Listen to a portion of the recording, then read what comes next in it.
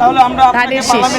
পার্লামেন্টে আবার যদি যদি আপনাদের দোয়া কবুল হয়, আল্লাহ তাআলা কবুল করেন, অবশ্যই আমাকে দেখবেন। নীলফামারী থেকে হ্যাঁ। মনোনয়ন পত্র এবং এই বিষয়ে যদি একটু আমাদেরকে জানাবেন। না, আমি একটু নই, আমি আশাবাদী যে আমার আমার পার্টি সরকার গঠন করছে। আমি তারেক রহমান সাহেব আমাদের প্রধানমন্ত্রী হলে নিশ্চয়ই ইনি সেইভাবেই দেখবেন। আর যারা উনি বলেছিলেন যে মুরব্বীরা সিদ্ধান্ত নিয়েছেন, দলের পক্ষে যেটা ভালো হয়েছে উনি সেই সিদ্ধান্তই নিয়েছেন, তা আমি সেই সিদ্ধান্তের পক্ষেই ছিলাম, এখনও আছি। ওয়ালটন বিএলডিসি ফ্যান খরচ বাঁচে 65% পর্যন্ত। ওয়ালটন বিএলডিসি ফ্যান ছড়ায় স্বস্তির সবুজ হাওয়া। মানে আপনি চাচ্ছেন এবং আশা রাখা যায় আর কি আমরা।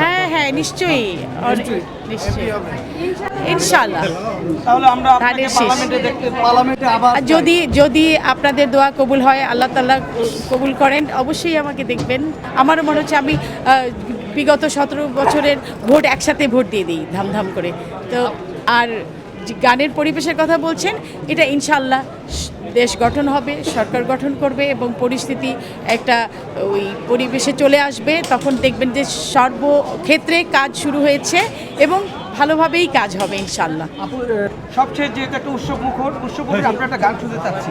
না, উৎসব মুখের এখন গান হবে না, গান হবে পরের দিন থেকে। গত 17 বছরে আপনাকে আসলে অন্য কোনো দলের প্রচারণায় কখনো দেখিনি।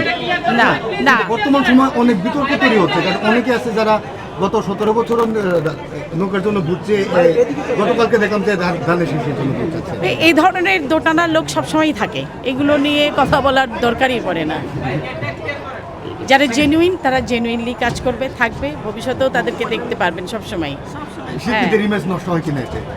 শিল্পীদের কেন, শুধু ইমেজ তো শিল্পীর না, এই দেশের প্রত্যেকটা মানুষেরই ইমেজ নষ্ট হয়, তাতে ব্যক্তিত্ব নষ্ট হয়।